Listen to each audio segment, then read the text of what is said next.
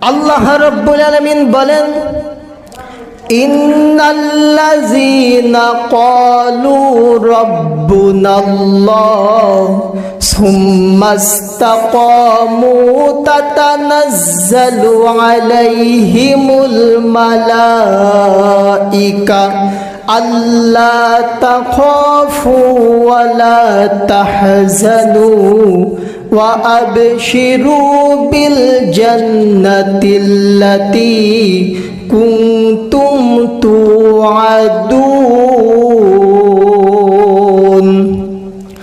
আমার ভাইরাম, যারা মসজিদ মাদ্রাসা বানালো এদের পিছনে যারা গীবত করে, সমালোচনা করে, মামলা হামলার ভয় দেখায়, আল্লাহ রাব্বুল আলামিনকে বলে আমার রব হলো আল্লাহ।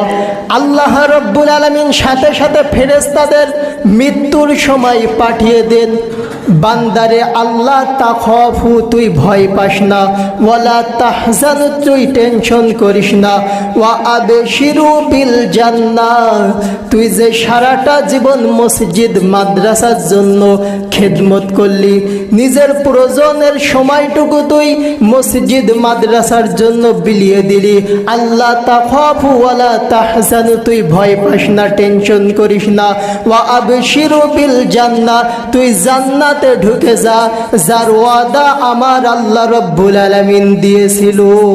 সকলে বলুন সুবহানাল্লাহ।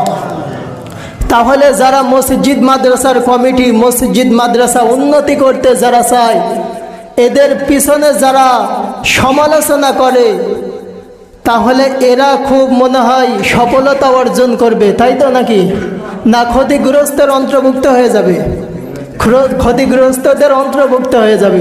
আর যারা মসজিদ মাদ্রাসাকে আরো উন্নয়ন করতে চায়, মসজিদ মাদ্রাসা যারা ভালো চায়, আল্লাহ রাব্বুল আলামিন বলছেন মৃত্যুর সময় আমি ফেরেশতাদেরকে পাঠিয়ে দিই, এই ফেরেশতারা এসে বলে আল্লাহ তাখাফু, তুই ভয় পাস না, ওয়ালা তাহজানু, তুই টেনশন করিস না, তুই জান্নাতে ঢুকে যা, যার ওয়াদা আমার আল্লাহ দিয়েছিল। সকল বলুন সুবহানাল্লাহ।